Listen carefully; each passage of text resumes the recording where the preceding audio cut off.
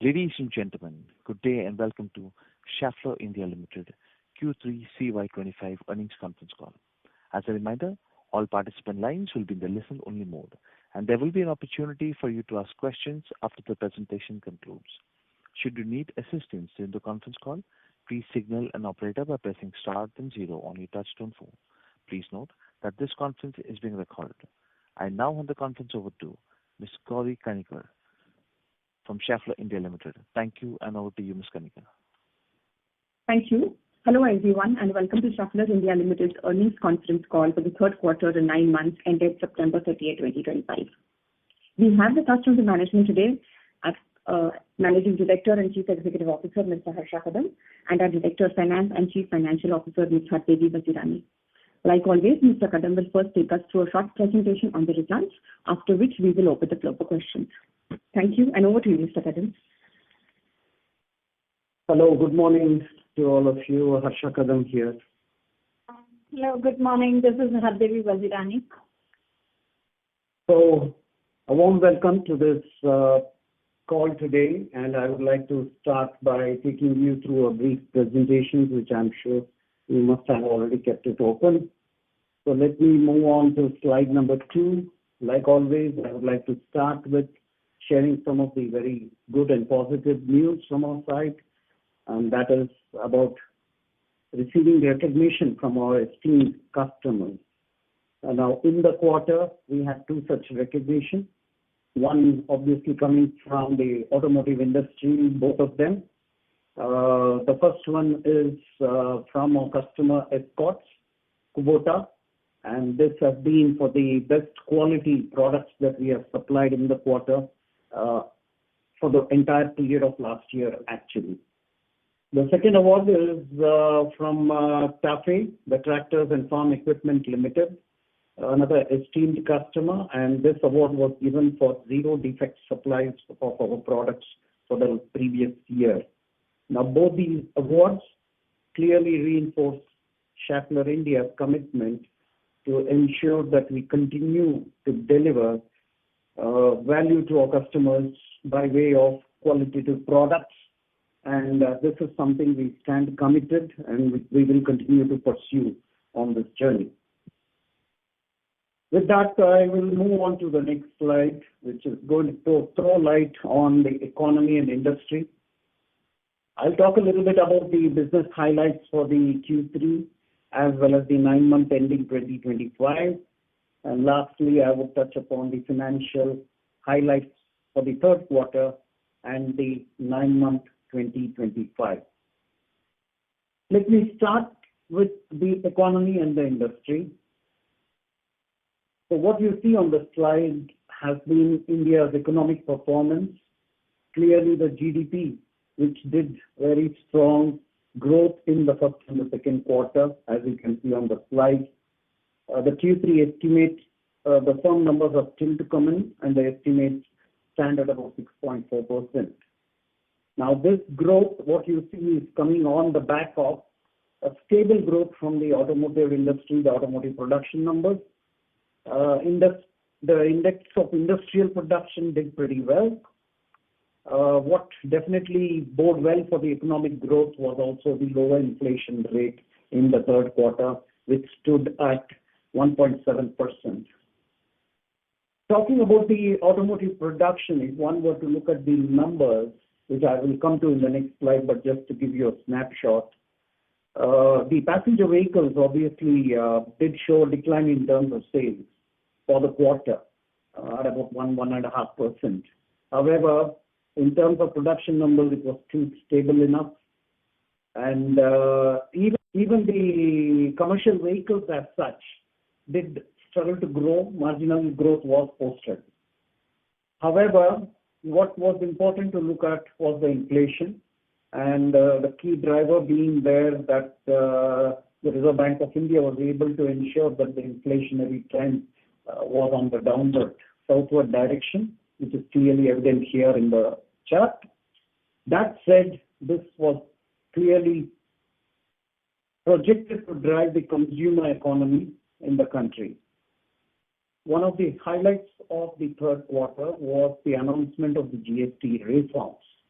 While it did come out, the reforms clarity was given out in the month of September. I guess the reaction time was not yet there.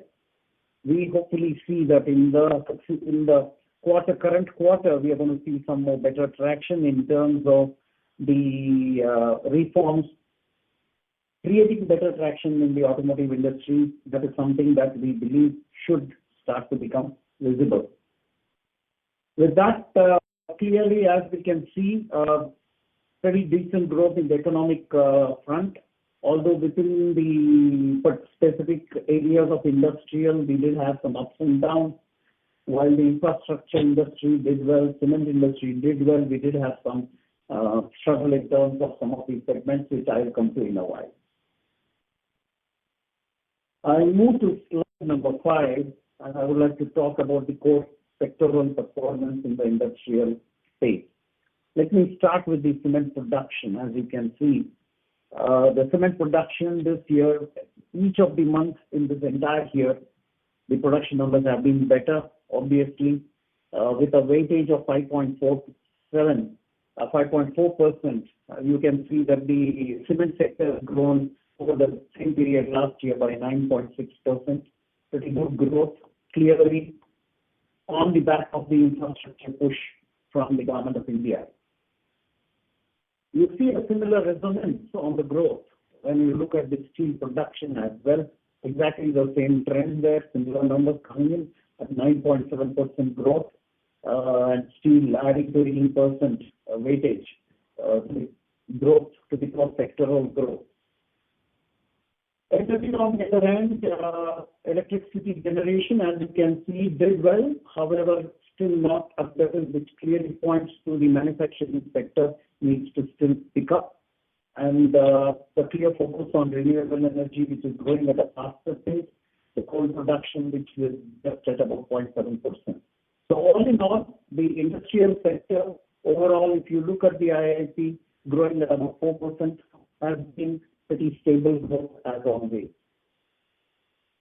I move to the next slide, slide number 6, talk a little bit about the automobile sector performance.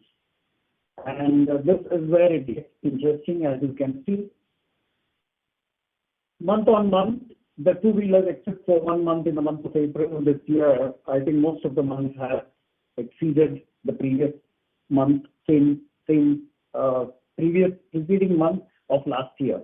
So has been a very good performance in terms of the two-wheeler, in terms of vehicle growth, and it is projected that the two-wheeler production in the country, both the ICE as well as the electrics, would somewhere stand at about 20 million vehicles. Talk about passenger vehicles, we see a similar trend, although we did have some ups and downs in the second quarter of the year, and then the slight pickup in September. We have seen a strong pickup in terms of the passenger vehicles in production numbers. As you can see, clearly a 4% production, better production number, although the sales was down. I did say that the sale was down overall, fundamentally on the back of the GST reforms coming in late, which created a bit of uncertainty in the market, in the consumer minds. So hence there was a delay. We expect that should be done with. And in this quarter, in the months of November and December, we believe there would be some strong uptick in terms of passenger vehicle demand in the country. Come to the commercial vehicles, you do see again a good performance in terms of month on month, as well as the month on the same period last year, clearly growing at about 6%. Tractors has begun to see a stronger traction this year, coming on the back of better monsoon, although it was a bit delayed and a long protracted monsoon. But nevertheless, we anticipate that the tractor performance in the coming months too would be at a much stronger pace. I move to the next slide, which is going to talk about the business highlights. I am on slide number 8, and the performance for the quarter. So on this economic and the sectoral growth, how did we as Schaeffler India Limited perform? We have been able to post reasonably good results by bringing in 2,360 crores into the revenue, which is a clear 13.9% better than the same period last year, and a 3.4% better than the preceding quarter of this year. This also resulted into a strong bottom line performance. We saw for the first time our EBITDA margins, we were able to breach the 20% barrier, and which definitely, as you can see, is much better than the 19.7% of the preceding quarter. Now that said, this clearly came on the back of our localization effort, and I'm happy to say that our localization content has increased to a percentage of 79% in the quarter, which is clearly a true indicator that we are leveraging the investments that we have been making in India for India's growth and clearly aligning with the national agenda of Atmanirbhar Bharat. Now that said, this has resulted in a reasonably strong free cash flow as well. As you can see, we were able to bring in 223 crores into the system, and also resulting in a pretty good profit after tax, 13%, bringing in 307 crores into the system. So all in all, I'm happy with the performance of the organization in the quarter, and certainly there are still some opportunities that we believe can be addressed. I go on to slide number 9, and the new business wins has always been one of our key focus areas, and this is something that has kept us ahead of the curve. And to start with, in the automotive technology space, as you can see, a number of new businesses in the clutch application, the dampers and clutches for the light vehicles, passenger vehicles, and the commercial vehicles as well. We also had new businessmen in the product of hydraulic tensioners in the passenger vehicle segment. And we are still focusing on new business wins which are in the pipeline for heavy-duty clutches for the commercial vehicle application. All in all, our performance in the automotive space has been pretty good. I must say, happy to see that we have gained some traction in terms of recovering and winning new businesses and recovering some market share as well. I move on to the vehicle lifetime solutions, which is our aftermarket part of our automotive business.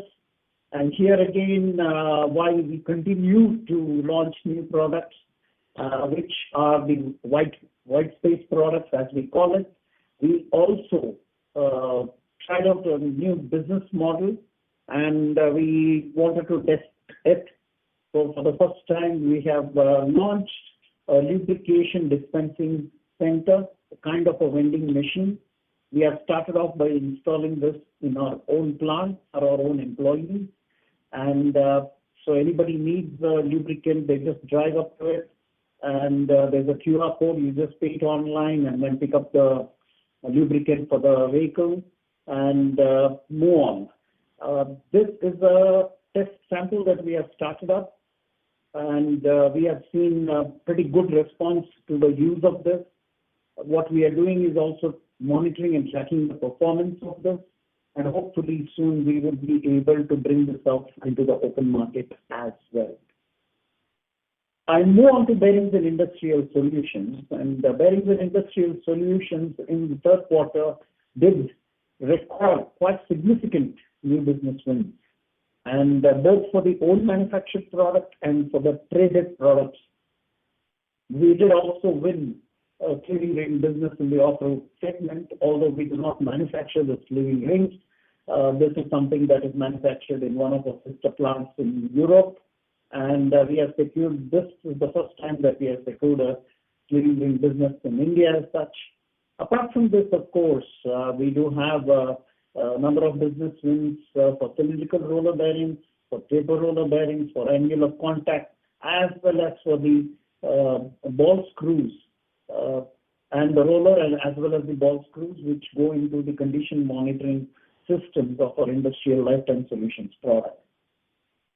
So all in all, our focus on localizing as well as securing new business wins remains high, And this is something that ensures that we try and deliver a quarter-on-quarter performance as well as we move forward. I now move to slide number 10, and just to throw light on one of the new products that we have launched. We have launched large-size spherical roller bearing along with its cast steel housing and accessories that go with it. And the accessories include the seals as well as the lubrication system, what you see on top of the housing.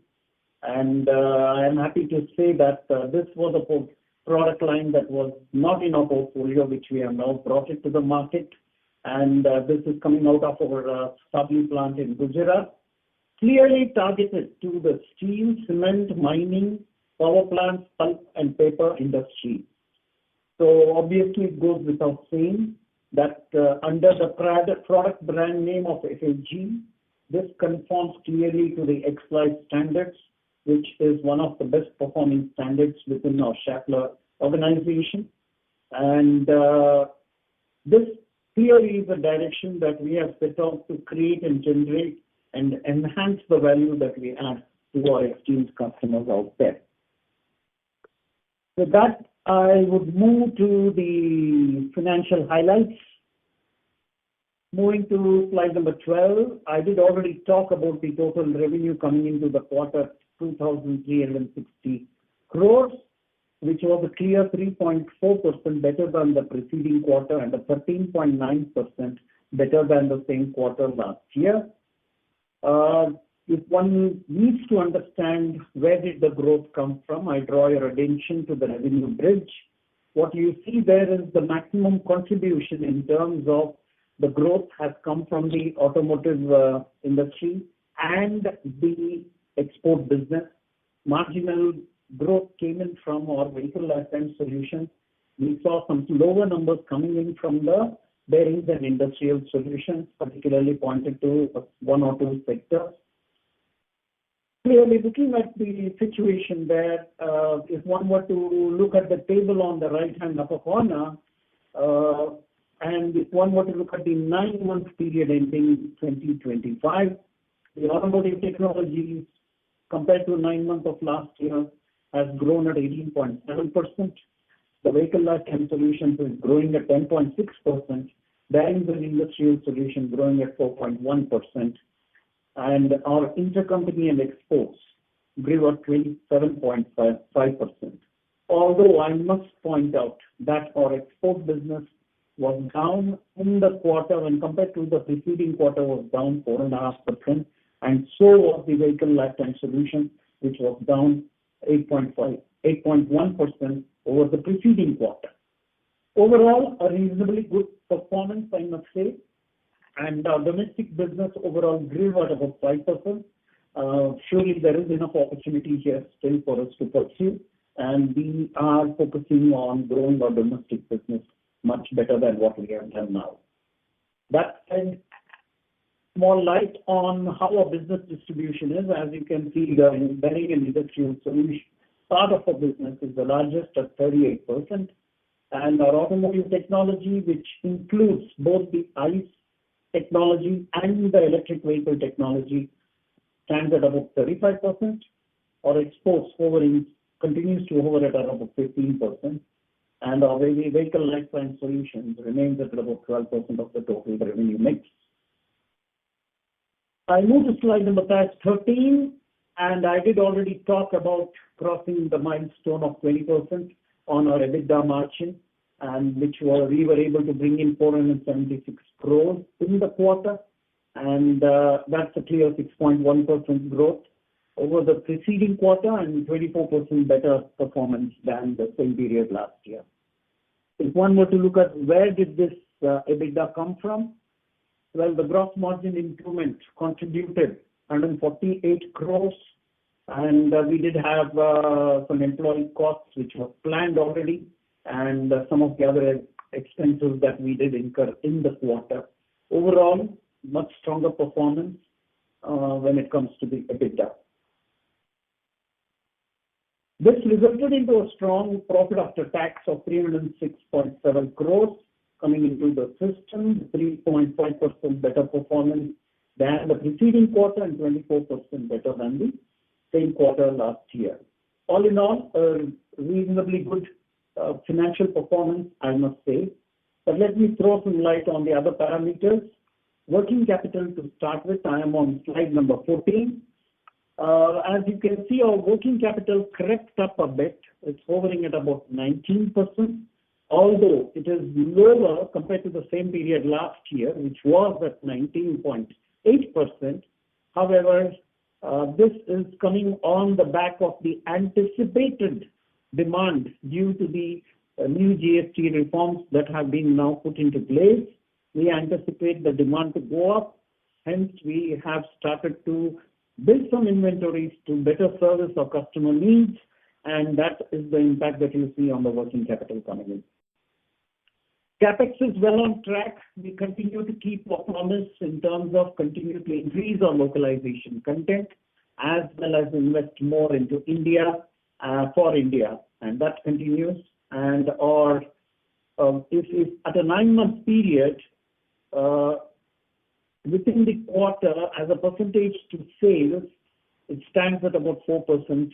But again, this is just the previous quarter stood at 4.2 and we are at 4. However, we believe the next quarter we should be able to continue the investment trend in line with exactly our strategy. Talking about free cash flow, and here again, we have been able to bring in 223 crores of free cash into the system, which is clearly a better performance when compared to the last year, same quarter. And I must say we are on a strong footing in terms of cash generation into the company to fund our businesses. I move to slide number 15 to give you another snapshot and overall bird's eye view of the 9-month period as well as the third quarter 2025. I already touched upon the third quarter 2025. However, I would like to draw your attention to the 9-month 2025. As you can see, the revenue growth stands at 12.7%, right, which is definitely better than the last year. And our EBITDA margin stands at 19.7%, resulting in an EBIT of 16.2% and a profit after tax margin of 12.9%. I already talked about the 9-month period free cash flow, which is at 747 crores. We have invested already close to 200 crores for the 9-month period this year. Yeah. And compared to the previous year, it is as we have been mentioning in our previous investor call meetings, our focus is now on leverage and select the assets that we have already invested in. I want to slide number 16 to throw a snapshot on the overall Schaeffler India Limited standalone business as well as the innovator of the core business. And then talk about the consolidated result as well. So while Schaeffler India Limited standalone was 2,360 crores, KRSV Innovative Auto Solutions, which is our e-commerce platform, brought in 74.8 crores in the quarter. So that leading to a consolidated result of 2,434.6 crores for the quarter. EBITDA, I did already talk about as Schaeffler India Limited at 20.2 in the quarter. KRSV, we still have to break even on the profitability front. It's at a negative 14.7% EBITDA and a minus 16.7 EBIT. So we still have some months to go before we break even on the KRSV performance as such. We have a clear plan as to what needs to be done to reverse this trend, and the actions are well underway as I speak. And we very soon hope to see a positive performance coming out from KRSV as well, which would definitely continue to further add value to all our stakeholders. That said, I move to my last slide, slide number 17. So our promise, commitment, and drive to grow our business by double digit continues. we stay on track, and operating margin definitely was better due to the volume as well as the fixed cost absorption. Look, the proof of that is our localization rate going up better than the preceding quarter to 79%, and a continued improvement in the financial management with all the measures that we have put in place. And as we move to the last quarter of the year, calendar year, and we believe with the GST reforms coming in, there is optimism at the end of the tunnel, so to say, and we believe we will continue to see some stronger traction in the automotive industry, which is going to help us to deliver overall better results even in this quarter. On that note, I hand this over to you, Ravi. Thank you. We can now begin the question and answer session, please. Thank you. We will now begin the question and answer session. Anyone who wishes to ask a question may press star and one on your touchtone telephone. If you wish to remove yourself from the question queue, you may press star and two. Participants are requested to use handsets while asking a question. Ladies and gentlemen, we'll wait for a moment while the question queue assembles. The first question comes from the line of Nitin Arora with Axis Mutual Fund. Please go ahead. Hi, sir. Thanks for taking my question, and many congratulations on, again, double-digit growth. So just on the automotive, you talked about GST impact for the passenger vehicle going forward. Just want to get a sense that any of your OEMs are asking you to increase the production capacity, given so much what OEMs are talking about, so much demand coming back. Can you throw some light that are they asking you to up your production schedule more than what they normally do before the GST cut? If you can throw some light on that, on the articulation, just to get a sense, how much is it sustainable on the production side? And second, so your margins have been very steady over the last so many quarters, and there has been an improvement in the last 3-4 years. And I just need one comment, because you commissioned a lot of plants as well in the last 2 years, and given tariff uncertainty, you still delivered on exports as well as domestic side. Do you see any scope here where cost absorption is more, and once you keep growing at double digit, there are levers for taking these margins ahead? Those are my 2 questions. Thank you very much. Thank you, Nitin. Let me take the first question. Well, we've been talking to a number of our OEM customers, and what we hear and see is they are bullish about the demand that's going to come up in the coming months as such. Obviously, the GST reforms is one of the indicators, one of the triggers or the catalyst for this to happen. And this is being watched by a lot of automotive customers that I have personally met and talked to. Yeah. However, we did not see the traction coming in because, as you know, the GST reforms came in only in the month of September, which gave very little time for the customers to switch. So you did not see the same impact from a vehicle sales point of view. But from a product point of view, definitely we foresee that there's going to be a stronger traction, and this is already worked by our own customers. Coming to the second question on the profitability sustenance, well, your wish is mine as well, that we can continue to grow better and better every quarter. Yes, we have done the right things by investing and bringing in capacities into India, and our focus is on leveraging those investments, sweating the machines that we have put in place, so that we try and now start to generate the value that these equipments are supposed to generate. Yeah, so that's going to remain our high focus area. While we do that, we will continue to keep the focus on growing both our domestic business, which is the most critical part of our business. As you know, close to 85% is our domestic business. That remains a high focus area for growth. Hence, the slides that I showed to you about the new business wins, all the new business wins that I showed to you are on the domestic side of the business in India.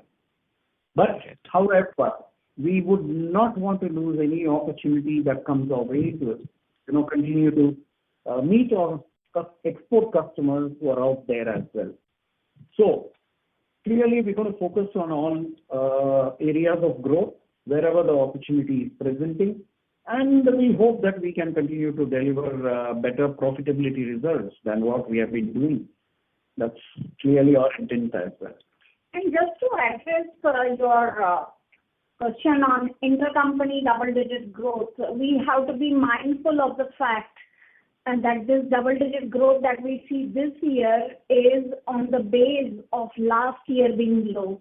We had built the capacity already in past years, and last year due to geopolitical situation, we had seen the order book to be low for intercompany exports, which has come back this year.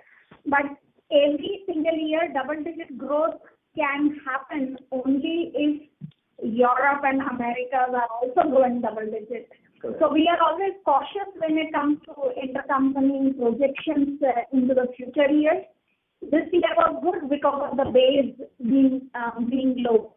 Having said that, if this level of growth continues, then yes, fixed cost absorption is better because capacities are in place to cater the local demand as well as the export demand. Did we answer your question? Yeah, actually, the question was more is once that growth comes back, because obviously, as you said, the US and other demand has to come back. But generally, there is a lot of cost also you have been incurred, right? You said, the capacity utilization is still less. So the question was more on the direction that once the growth again keeps picking up, your margin should start going up. But I got the direction what management is trying to say. So thank you very much.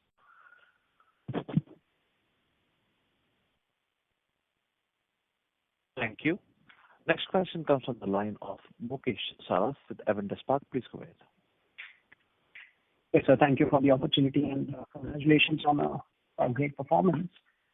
Just looking at your segmental performance, the bearings and industrial solutions segment from a growth in first quarter came down to a low single-digit growth in second quarter and now a decline in the third quarter.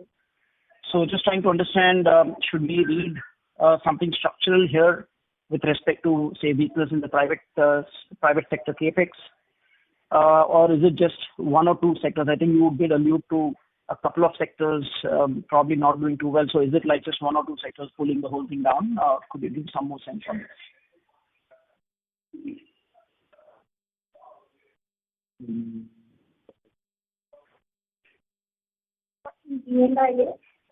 Yeah. I don't think. Just give us a minute. Just give us a second. I can get.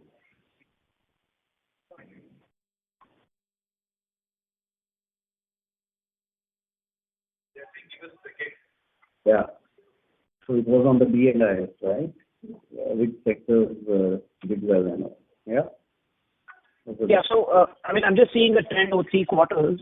First quarter, the growth was a good, strong double digit. Second quarter came down to a low single digit growth. And then now third quarter, it's a decline YOY. So, I'm just trying to get your sense on this. So, one of the ways some of the sectors within the industrial business operate is we have project-based business. So you will have the customers, executing or even seeking the products in that quarter for a project that gets executed the next succeeding quarter. Correct? Sure. So there is always a timing difference when it comes to project-based businesses. Okay? So those sectors, wherever we have the project-based businesses, we'll continue to see the up and down, the seesaw effect will come in, definitely. And we have seen that happen as well. So, for example, even the renewable energy sector, which is the wind energy, we have seen the same thing happen. Correct? So it is not like overall the market has come down, but it is just that it's a timing issue when it comes to execution by our own customers. That's how I look at it. There are a few sectors where definitely we want to see traction happening. Railways, for one, again, tender-based. As the tender comes out, it would come up, more tenders would get released in a certain quarter, but not the same in the succeeding quarter. So this is one of the reasons why we see the ups and downs happening within the month as well, compared to the preceding month. So we do definitely see this trend in the industrial business, which is very unlike the automotive business, which is kind of pretty set, very well planned with schedules. Right. But there's no concern that you have on general private sector capex in the country, because of which this segment for you, might kind of remain weak for some time. Not at all. If you see the industrial growth in the country, it's averaging about 4.5%, and it continues to do so every year. Sure. Correct? Sure. So the pace has remained the same. It's just that I guess it's more to do with the timing. Got it. And second question is on capex. Now that we are coming close to the end of this calendar, if you have some sense on how our capex next year is going to look like, because obviously the parent had commented that India will do probably 500 million euro of capex over a 5-year period. So that's a very big number in terms of annualized capex. So any sense on how the capex next year would be, and probably if you could call out a couple of key focus areas for this capex? So the capex activity, as we see this year, we were focusing on capital efficiency because we did significant amount of investments in last 3 years. But in coming years, not immediate next year, that means in 2026, we don't pick up. We will be doing better than current year. However, the pickup will come from 2027 onwards. Okay. Understood. And just lastly, your auto sector, you also had called out the automotive technology sector growth is very strong, 28%. You could give how much of EVs is there in this? Because I think this would be the first full quarter of the e-axle revenues that you had. If you could give, because globally, I think you do give a separate number for the EV revenues. Just trying to check if you're going to give that here for the India business. So I'm sorry. EV being a single customer, we are still not disclosing the numbers separately as agreed with the customer. Okay. Understood, ma'am. Thank you so much for this. I'll get back in with you. Thank you. Next question comes from the line of Abhishek Ghosh with DSP. Please go ahead. Yeah, thanks for the opportunity. Just continuing on exports, ma'am, is the growth only because of base, or is it also because of some bunching up of orders that has happened? And how should one look at growth, for CY26, because base would have caught up? We also have the tariffs getting levied. So in that light, just your thoughts there. So far, intercompany export, mainly it is due to the low base, because the economies outside India have not grown significantly. It is only 3 to 4% growth. So mainly it is due to the low base. And if we talk about tariff situation in America, it is still not impacting us, because we still see the solid order book from USA. I think, if I may add here, so our exports to US is not a very big business for us. But interestingly, what we have seen is the order books are still strong. I think the reason for that is because the tariff gets implemented at the point of sale, not here. So for us, we have not seen any slide or any reduction in the order books for the exports to the US market. Although, even though it's not very big, we just do about 100 crores in the full year to US. That's about it. Okay, thanks for the clarification. Sir, the other question is, you've spoken about a lot of new wins in a couple of segments. So just wanted to get your understanding around, is Vitesco playing a part there, and how has been the integration of Vitesco in new order wins? Does that improve your overall margin profile because you classify as maybe a higher tier vendor there? Just your thoughts on that, sir. Thanks. So while we continue to get the new business wins, and whatever new business wins I showed on the slides, they are purely coming from the Schaeffler India Limited entity. However, the Vitesco portfolio as well, we are pursuing, and now that we have one big team, we are definitely doing the same approach there, and we are winning new businesses there. However, we are not reporting it under the Schaeffler India Limited because that is still as a standalone different company. Got that, sir. Thank you so much and wish you all the best. Thanks. Thank you. A reminder to all the participants, please restrict yourself to 2 questions. Next question comes from the line of Mahesh Bendre with LIC Mutual Funds. Please go ahead. Sir, my questions have been answered. Thank you so much. Thank you. Next question comes from the line of Raghunandan NL with Nuvama Research. Please go ahead. Thank you, sir. Congratulations on strong results and recognitions from customers. My first question was on e-Axle. Earlier you had indicated that the lifetime order book is 300 million euros. Generally, what is the duration when you say lifetime? And also, is there a ramp-up phase or will the revenue be evenly spread over the lifetime? Okay. Yes, the number that you mentioned is exactly what we have. And to come to the second part of your question, is this evenly spaced out? No, it is not. Fundamentally, because it all depends on the customer's ramp-up plans, correct? So we align our supply plans in line with the customer's ramp-up plans. Okay. Beyond that, I will not be able to disclose any numbers because we still have an NDA which is very active with our customer. Got it, sir. And last quarter, localization was at 78 to 79% in Q2. How is it expected to trend in Q3 and beyond? And especially with the product portfolio expansion, which you have indicated in the BIS space. Q3 also it is at 79%, and the target is to move towards the direction of 80%. Whether it will happen in Q4 already or in next year, that is to be seen. But currently we are at 79%. Thank you, ma'am. Would the GST reduction help in gaining market share further in the replacement market, especially from the unorganized space?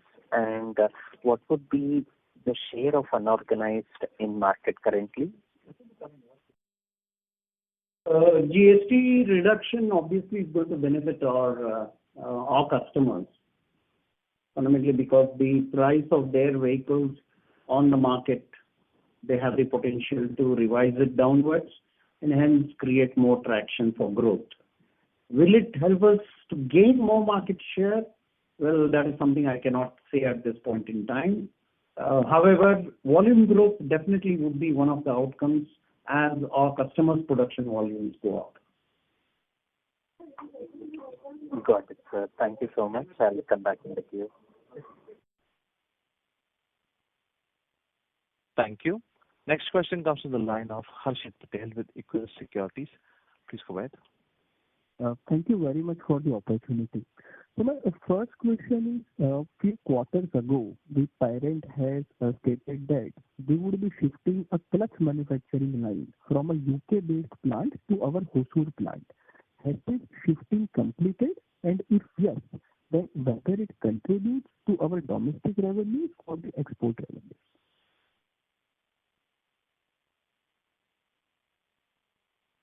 So the relocations that are taking place from Sheffield, UK are, as we speak, are progressing.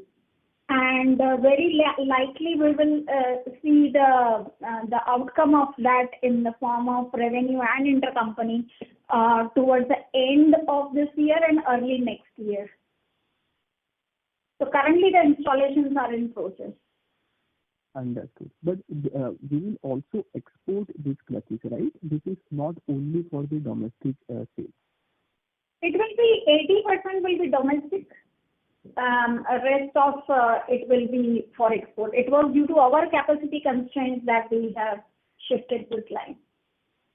Understood, ma'am. And secondly, could you give us a sense on the localization of bearings portfolio in India? While, as you mentioned, overall localization levels were around 79% for the third quarter, and we aim to go more than 80% going ahead.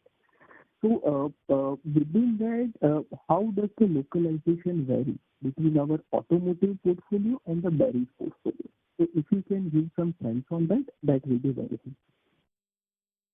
So, automotive, as Harsha has been mentioning, that automotive is always higher localization because the auto OEs prefer the suppliers to be closer to their plant.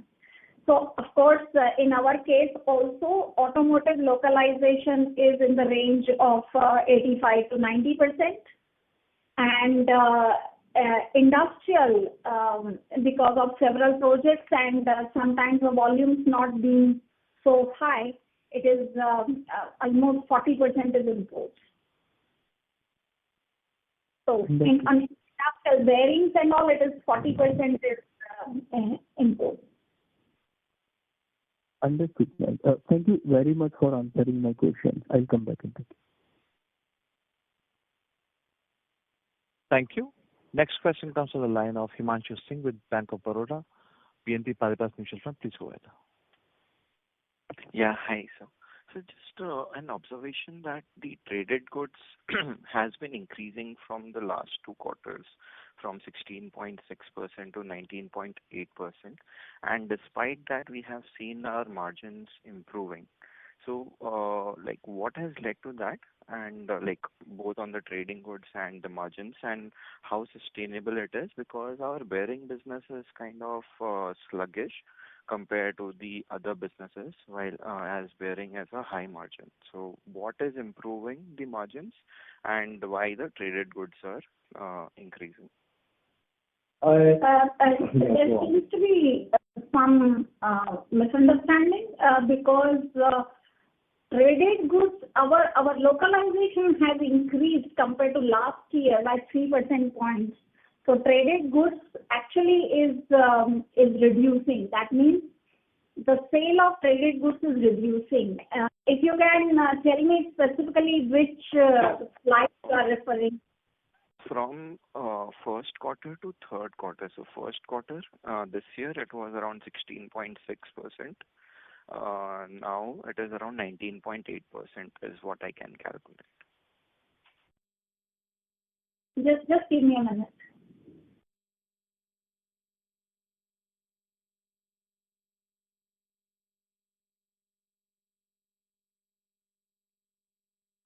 What I will do is, because the numbers that you are mentioning are not fitting to the localization that we announced, I will ask Investor Relations to get back to you. Okay, sure. And on the margin side?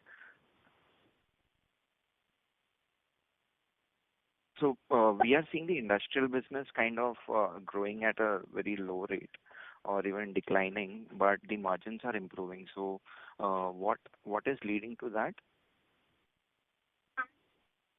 Because if I consider YTD vis-a-vis last year, we have grown by 12.7%.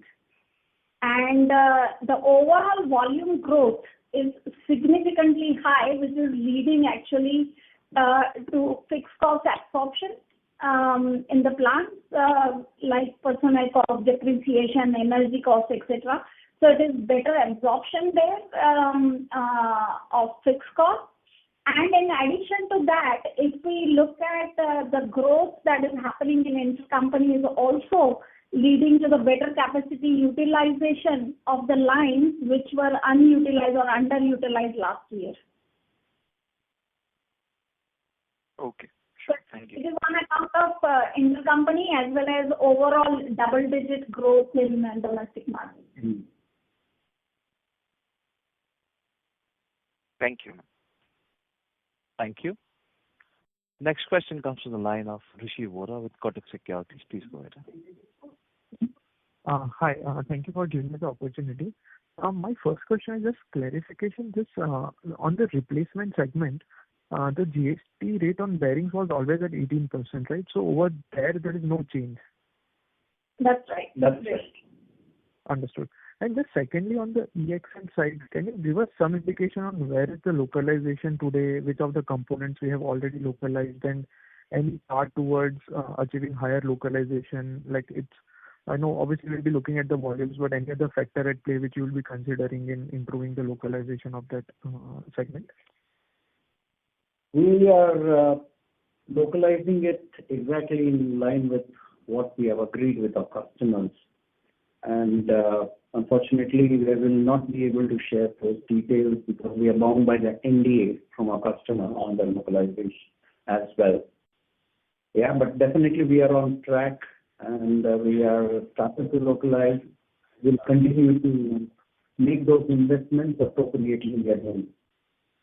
Understood. Any color you can give at component level, not by value, but components which we have localized and which we have not? I'm afraid I cannot do that now. No problem. Thank you, sir.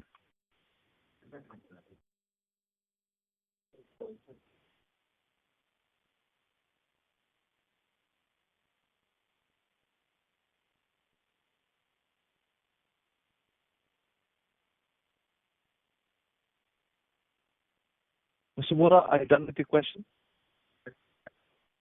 Just one more question. On the industrial segment, can you just give us some color on which segments did well during this quarter and which did not, which witnessed a decline? Any broader colors would be helpful.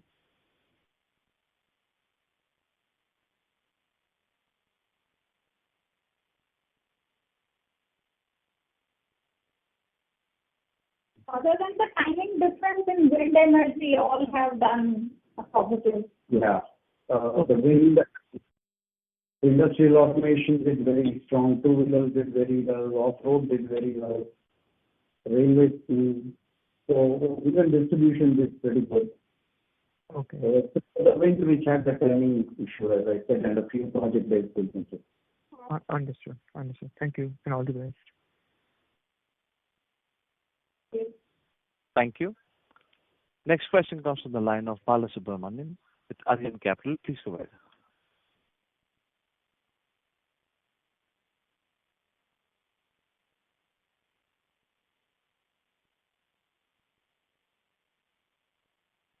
Mr. Balasubramanian, please go ahead with the question. Mr. Balasubramanian, please unmute yourself and go ahead with the question. Since there's no question on the line. Hello. Yes, please go ahead. Yeah. Good morning, sir. Thank you so much for the opportunity. Sir, on the KRSV structural side, it's been reported weekly negative margin nearly 14.1% negatively. What is the specific time-bound plan to achieve breakeven? Is that current cross margin the primary issue, or that SGA costs are too high for the scale? And what are the initiatives you have taken to achieve breakeven? These are my first questions. So far as this e-commerce platform Coors that we acquired in 2023 Q4 is concerned, it is a startup, and the focus currently is on expansion of its dark stores and hubs, and thereby we see this year we are actually in line with the plan for the top line. So far as the bottom line is concerned, the cost absorption is still because of the expansion, faster expansion. And like any other startup business, the break-even is expected in 4th or 5th year of acquisition. So we don't expect any time soon that the break-even will happen. It will happen likely in 2027. Until then, we are only trying to improve the operational efficiency and thereby reduce the operating losses. Okay, madam. Madam, on the bearings and industrial solution side, I need more clarity because the revenue was flat in Q3, despite significant gains in cement and raw material side. What is the core issues here? Is this competitive issue, intensity, or slower project rollouts, or your portfolio mix issues are there? And what is the strategy to reignite growth in this historically stable segment?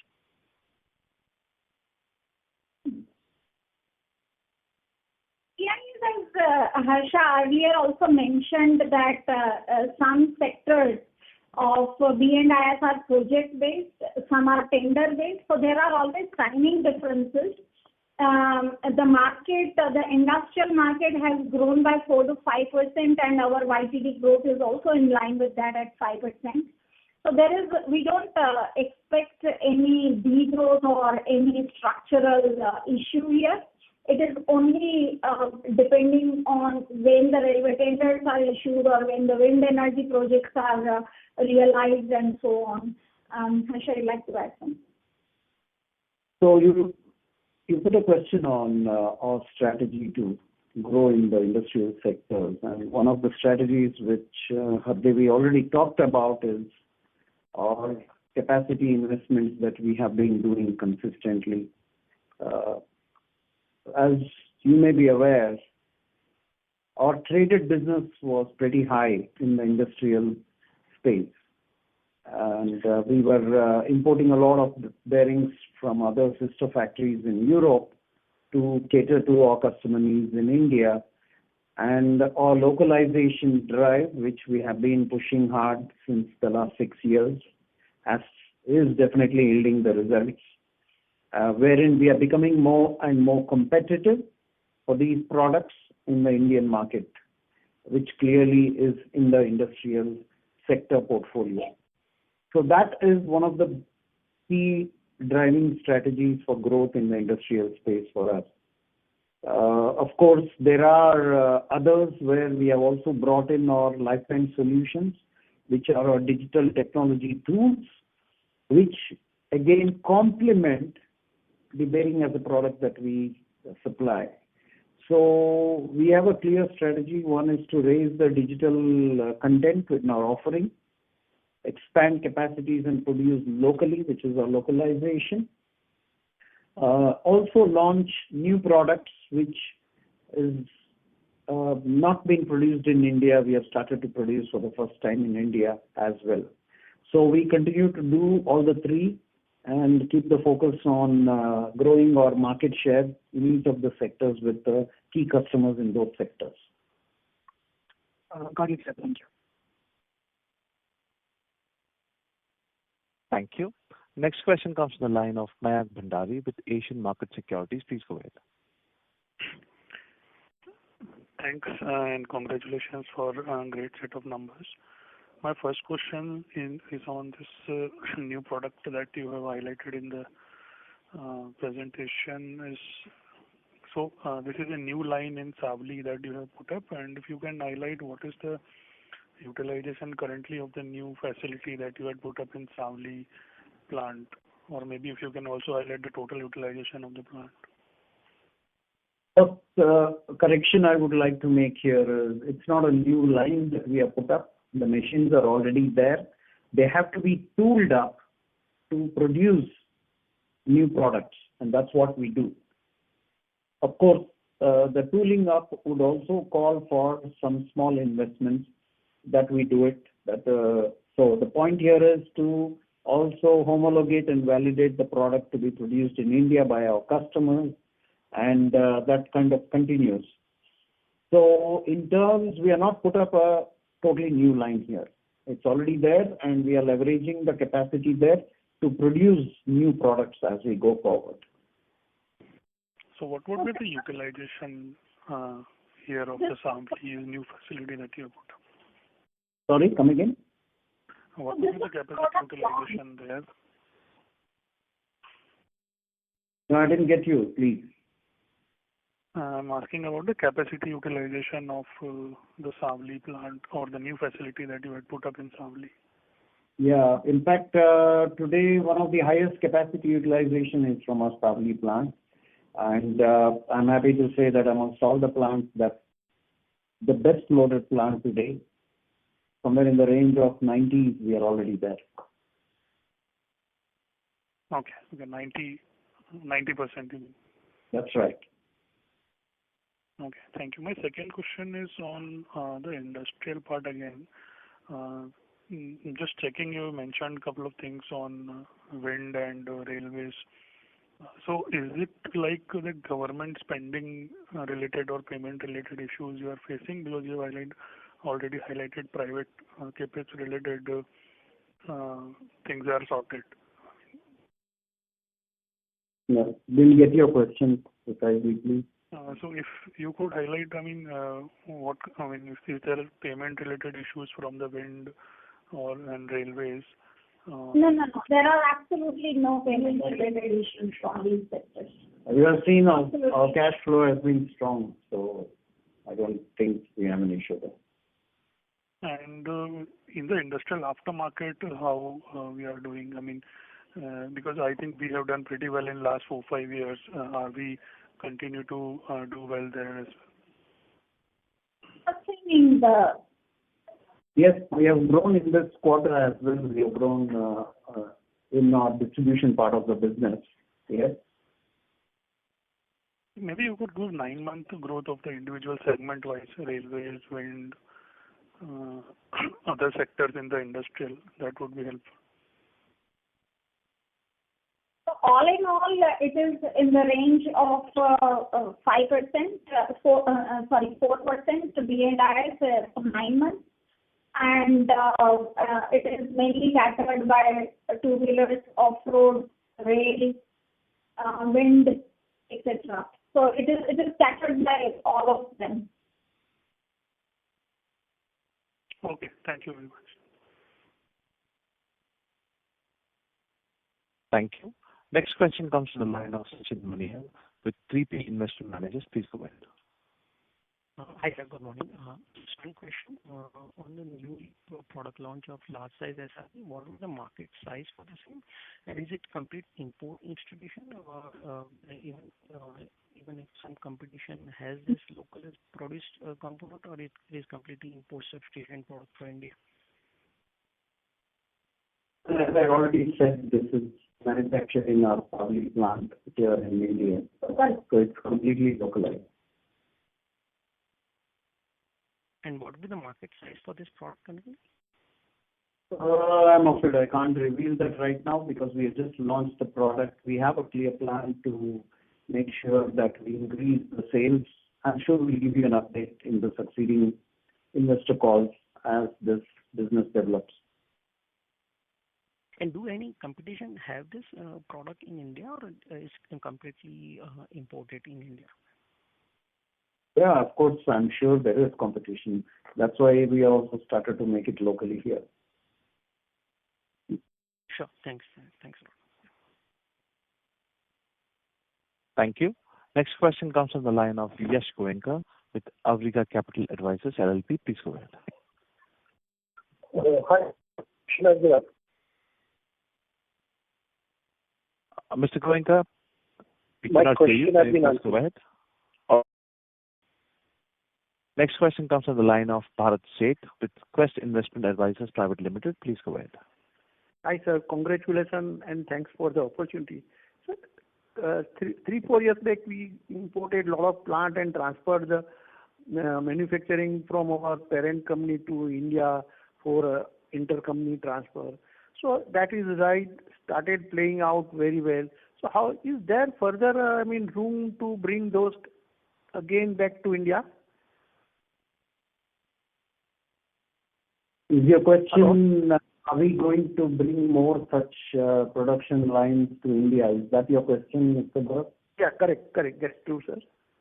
Well, the need arises, two things happen. One, if those products are not going to be produced in Europe, if you look at the automotive market in Europe, the technology there is moving from from ICE to electric. So obviously the machines for the ICE production would remain idle. And here in India, we still continue to grow at 3 to 4% on the ICE. So it is better to shift those lines rather than go for a fresh investment. I'm sure that every organization would do the same, and we are no exception to that either. Yeah. So as the need arises, we will certainly evaluate the availability of such equipments elsewhere in the Schaeffler world. and we will definitely take those calls to ship them or move them to India if there is a need. Okay. So on industrial side, couple of years back, we started an initiative to do more aftermarket, increase the share of aftermarket. So currently, how that is playing out, and what is our share of this new project vis-a-vis aftermarket, and how do we see that will be a sustainable growth that one can look forward? So as you know, see, the point that we made, this industrial distribution as a percentage of sales, correct, is more an outcome. It's a denominator numerator game. So if these sectors perform well, the OEM sectors do well, if that grows faster, obviously it changes the equation, correct?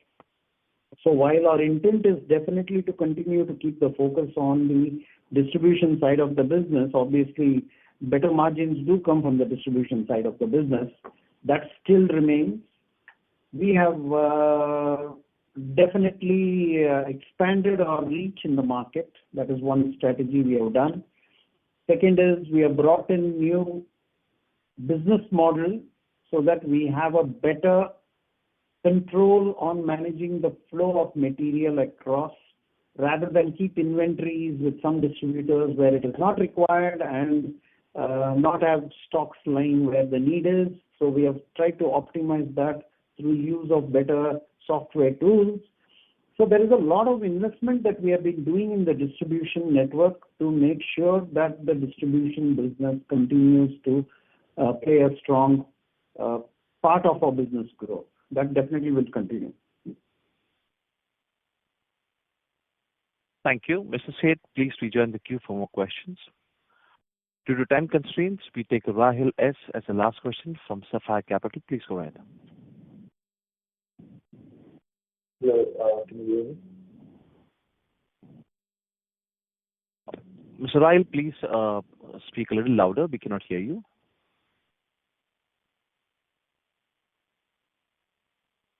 Mr. Rahil, please unmute yourself and go ahead with the question. It's unmuted. Am I audible?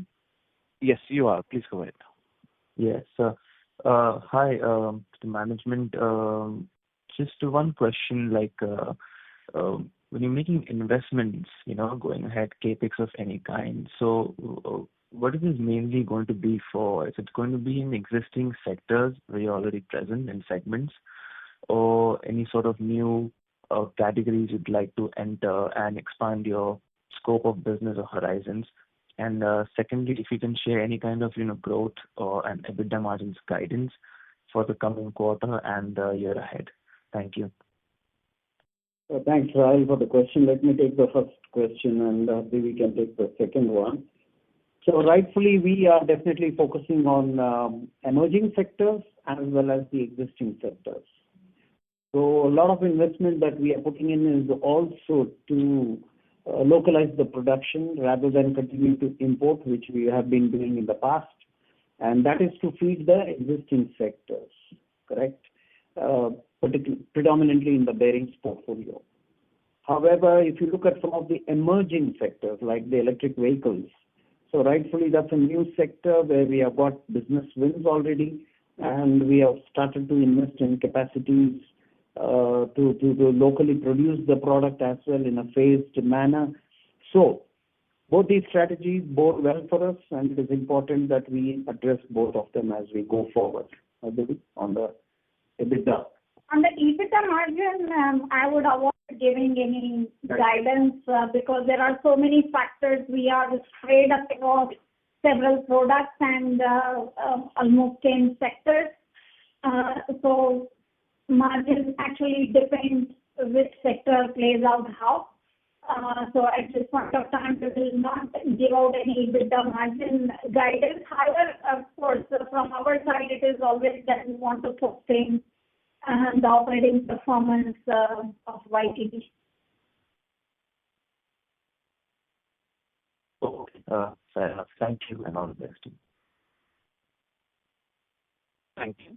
Ladies and gentlemen, we have reached the end of question and answer session. I would now like to hand the conference over to Gauri Kanikar for closing comments. Thank you everyone for joining us today. If you have any further queries, please do reach out to me or drop us a note at gauri.kanikar@schaeffler.com. Wishing you a good rest of the day. Thank you.